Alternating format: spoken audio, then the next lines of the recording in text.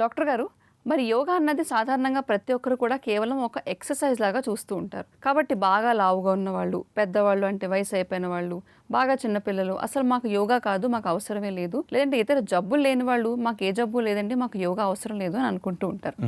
ఇందులో ఎంతవరకు నిజం ఉంది? యోగా పట్ల మనందరం కూడా ఎలాంటి దృక్పథంతో ఆలోచించాలో చెప్తారా? జిమ్కి వెళ్ళిన ఇతర ఎక్సర్సైజులు ఇతర ఏమైనా ఏరోబిక్స్ చేస్తే అది కేవలం శారీరక సంబంధమైన లాభాన్ని మాత్రమే ఇస్తుందండి. కానీ యోగా అనేది శరీరాన్ని మనసుని రెండుటిని ఏదో భార్యాభర్తల జంటలాగా అనుసంధానం చేసి పనిచేసే విధముగా ఫలితాలు ఇస్తుంది అనమాట. అందుకని ఫిజికల్ అండ్ మెంటల్ బెనిఫిట్స్ నిచ్చే థియరీ యోగా థియరీ. అందుకని ఋషులు శరీరాన్ని కంట్రోల్ చేసుకోవాలి, మనసుని కంట్రోల్ చేసుకోవాలి, ఈ రెండుటిని కంట్రోల్ చేసుకుంటూ హాయిగా జీవితాన్ని సాగించడానికి యోగా కనిపెట్టారు. అందుకని యోగా చేయండి, బీపీ తగ్గుతుంది, ఒత్తిడి తగ్గుతుంది, నిద్ర పడుతుంది, హాయిగా రిలాక్సేషన్ కలుగుతుంది, అన్ని చెప్తారు. ఎందుకంటే దీంట్లో ఉన్న గుణం అది. మరి డాక్టర్ గారు, యోగాలో రిలాక్సేషన్ అని చెప్పగానే నాకు ఒకటే గుర్తొస్తుంది, శవాసనం. మరి శవాసనం ఒకటే రిలాక్సేషన్ టెక్నిక్ ఉంటుందా, లేకపోతే ఇతర టెక్నిక్స్ ఏమైనా ఉంటాయండి ఇవి రెండు కాకుండా? అందరికీ ఇష్టమైన ఆసనం శవాసనం. అవును. ఇది ఎప్పుడు వస్తుందా అద్దామని చూస్తుంటారు. అంటే శవాసనంలో శరీరాన్ని అంతా అన్ని రకాలుగా పట్టు వదిలేసి అట్లా వదిలేయటమే. అంటే ఒక గంట సేపు ఆసనాలు చేసిన వచ్చిన అలసటంతా ఒక 5 నిమిషాలు శవాసన ఇస్తే పోతుంది. అవును. దీంట్లో ఇంకా శవాసనతో పాటు రిలాక్సేషన్ టెక్నిక్స్, యోగ నిద్ర. మనందరినీ పడుకోబెట్టి కొంతమంది కామెంటరీ యోగా మాస్టర్స్ ఇస్తుంటారు. అన్ని అవయవాలని ఒక్కొక్క పార్ట్ మీద ఆలోచన పెట్టి దాన్ని అక్కడ రిలాక్స్ చేస్తున్నామని ఫీల్ అవుతూ ఆ భాగం మీద ధ్యాస పెట్టమంటారు. కింద పాదాలు, తర్వాత పిక్కలు. ఈ పిక్కల బరువు అంతా నేను వదిలేశాను, అసలు నాకు పిక్కలు లేనట్టుగా ఉన్నాయి అన్నట్టు అక్కడ రిలాక్స్ చేస్తున్నట్టుగా భావన మనం చేసుకుంటూ ఉండాలి. మైండ్ అక్కడ పెడితే చాలా అక్కడ ఆ భాగంలో మార్పులు వచ్చేస్తాయి, మజిల్స్ కానివన్నీ. తర్వాత మోకాళ్ళు రిలాక్స్ చేస్తున్నట్టు భావన. అట్లా కింద నుంచి పై వరకు అన్ని అవయవాల్ని కామెంటరీ వింటూ మనం అన్ని పార్ట్స్ని రిలాక్స్ చేస్తూ అరగంట 30 గంట సేపు పడుతుంది ఇవన్నిటిని రిలాక్స్ చేసి. అలా చేసేసరికి 2-3 గంటలు నిద్రపోతే అంత ఎనర్జెటిక్గా ఫ్రెష్గా ఉంటాము. యోగ నిద్ర చేసేసరికి అంత ఫ్రెష్గా మైండ్ బాడీ అనిపిస్తుంది అనమాట. ఇందులో రకరకాలుగా quick relaxation techniques, instant relaxation techniques, అట్లాగే డీప్ రిలాక్సేషన్ టెక్నిక్స్ అని 3 రకాలుగా కూడా ఇంకా ఉంటాయి. క్విక్ రిలాక్సేషన్ టెక్నిక్స్ అంటే 3 భాగాలుగా శరీరాన్ని చేయాలి. ఇక తొంటి భాగం నుంచి కిందకు ఒక భాగం అనుకోండి. ఈ భాగంలో జాయింట్లని, కండరాలని, కాళ్ళనన్నీ ఒక్కసారి 1 మినిట్ పడి మొత్తం బిగించాలి. మళ్ళా పట్టు వదిలేసి రిలాక్స్ అవ్వాలి. 1 మినిట్ అట్లా హోల్డ్ చేయాలి, తర్వాత వదిలేస్తే బాగా రిలాక్స్ అవుతుంది అట్లా బిగించడం ద్వారా. తర్వాత సెకండ్ పార్ట్ ఇక్కడి నుంచి ఇక్కడ వరకు ఈ భాగాన్ని అంతా అట్లా బిగించాలి. ఇట్లా 1 మినిట్ అట్లా గట్టి పట్టి ఉంచేసి మళ్ళా వదిలేసి రిలాక్స్ చేస్తాం. తర్వాత తల భాగం, చెవులు, ఇవన్నీ మొక్క భాగం, దీన్ని ఐఆర్టీ అంటారు అనమాట. క్విక్ రిలాక్సేషన్ టెక్నిక్ ఇంకోటి ఉంటుంది. పాదం దగ్గర నుంచి తల వరకు ఒక్కొక్క భాగాన్ని ఫస్ట్ పాదాలు బిగబట్టాలి 1 మినిట్, తర్వాత వదిలేయాలి. తర్వాత పిక్కల భాగం అక్కడే బిగించాలి, మళ్ళీ వదిలేయాలి. తర్వాత తొడల భాగం, ఇట్లా అన్ని భాగాలు ఒక్కొక్క భాగాన్ని అట్లా నిమిషం సేపు గట్టిగా బిగించేసి మళ్ళీ వదిలేస్తుండాలి. రిలాక్స్ అయ్యాక అన్ని భాగాలకు వెళ్ళాలి. ఇది క్విక్ రిలాక్సేషన్ టెక్నిక్ అంటారు. అది ఇన్స్టెంట్, ఇది క్విక్. ఇది కొంచెం ఎక్కువ టైం పడుతుంది. అది ఇన్స్టెంట్ గా 3 ముక్కల్లో అయిపోతుంది. ఇక డీప్ రిలాక్సేషన్ టెక్నిక్స్ అనమాట.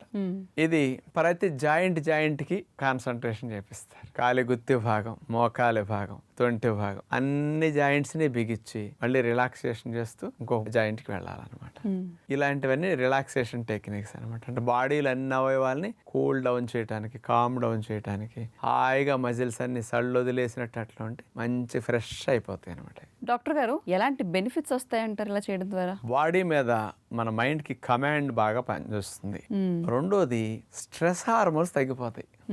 కార్టిజాల్, అడ్రినలిన్ ఇట్లాంటి హార్మోన్స్, చెడ్డ హార్మోన్స్, ఇవన్నీ బాడీని నొప్పులు పెరిగేటట్టు, నీరసించిపోయేటట్టు, అలిసిపోయేటట్టు, రకరకాల రోగాలు వచ్చేటట్టు చేస్తాయి. నిద్ర పట్టకుండా చేయటం, మోషన్ రాకుండా చేయటం, ఈ బ్యాడ్ హార్మోన్స్ యొక్క గుణం అనమాట. ఈ బ్యాడ్ హార్మోన్స్ ఉత్పత్తి బాగా తగ్గుతున్నదని సైంటిఫిక్ గా రుజువైంది యోగా చేయటం ద్వారా. అందుకని హ్యాపీ హార్మోన్స్ అయిన సెరటోనిన్, డోపమిన్, గాబా, ముఖ్యంగా ఎండార్ఫిన్స్, ఈ 4 రకాల హార్మోన్స్ ఉత్పత్తి యోగా చేయటం ద్వారా బాగా పెరుగుతున్నది ఈ రిలాక్సేషన్ టెక్నిక్స్ వల్ల అని రుజువైంది అనమాట. ఇవి పెరిగితే కాస్త మూడ్ బాగుంటుంది, ఇరిటేషన్స్ తగ్గుతాయి, మానసికంగా కాస్త ప్రశాంతంగా ఉంటుంది, హ్యాపీనెస్ పెరుగుతుంది మనిషికి. ఇది దీంట్లో లాభం. అట్లాగే ఎమోషన్స్ కంట్రోల్ సెంటర్ ఉంటుంది మన మెదడులో, అది కామ్ డౌన్ అయ్యి కూల్ డౌన్ అయ్యి మనసుకి ఒత్తిడిని, యాంగ్జైటీని, స్ట్రెస్ని తగ్గిస్తుందట. ఓకే. అది అంత ఎక్కువగా పనిచేస్తే అంత డిస్టర్బ్డ్గా ఉంటాం. అది అంత కూల్గా కామ్గా ఉంటే పాలు మీద నీళ్లు చల్లినట్టు అట్లా ఉంటే మనం హాయిగా ఉంటాం అనమాట. ఇంకా దీనితో పాటు అండి నిద్ర బాగా పెరుగుతుంది యోగా చేస్తే అని అందరు చెప్తారు. నిద్ర పుచ్చే హార్మోన్ మెలటోనిన్, ఓకే, దీని ఉత్పత్తి పెరగటానికి, దాని యొక్క ప్రభావం మన మీద త్వరగా పనిచేసేటట్టు చేయటానికి ఇది బాగా ఉపయోగం అనమాట. మరి యోగా చేసేటప్పుడు బ్రీతింగ్ టెక్నిక్స్ జోడించేస్తారు. అందుకని ప్రాణవాయు సంచారం బాగా వెళుతుంది. అందుకని ఎనర్జీ లెవెల్స్ బాగా పెరగటానికి, అలసట ఆవలింతలు తక్కువ రావడానికి యోగా బాగా ఉపయోగపడుతుంది. ఓకే. మైండ్ కూడా ప్రాణవాయు బాగా వెళ్ళేసరికి బ్రెయిన్ కూడా చాలా యాక్టివ్గా ఉంటుంది. నిర్ణయం తీసుకునే శక్తి కానీ, ఆలోచించే శక్తి కానీ, మెమొరీ కానీ, ఇవన్నీ చాలా బాగా తర్కం చేసేది కానీ ఇవన్నీ బాగా పెరుగుతాయి. ఇట్లాంటి రిలాక్సేషన్ టెక్నిక్స్ అభ్యాసం చేసినప్పుడు వేగస్ నర్వ్ ఇరిటేషన్ తగ్గుతుందట. పొట్ట నుంచి వెళ్ళే నర్వ్ ఉంటుంది, దీని ఇరిటేషన్ తగ్గేసరికి డైజెస్టివ్ సిస్టమ్ హెల్దీగా హ్యాపీగా పనిచేస్తుంది. ఇమ్యూనిటీ కూడా ప్రేగుల్లో బాగుంటుంది. మన బాడీలో విడుదలయ్యే ఇన్ఫ్లమేటరీ మార్కర్స్ TNF ఆల్ఫా, ఇంటర్లూకిన్స్ అని అంటాం కదా, ఇలాంటివన్నీ బాగా 4 ఆర్గాన్స్లో, మెయిన్ ఆర్గాన్స్లో తగ్గుతున్నాయని బ్రెజిల్ దేశం వారు రుజువు చేశారనమాట. హార్ట్, బ్రెయిన్లోను, లివరు, కిడ్నీలు, ఈ 4 ఆర్గాన్స్లో ఇన్ఫ్లమేషన్ కలిగించడానికి కారణమయ్యే మార్కర్స్, కెమికల్స్ బాగా తగ్గుతున్నాయంట యోగా చేయడం వల్ల. వీళ్ళు ఆ పరిశోధనలు అది రుజువు చేశారు.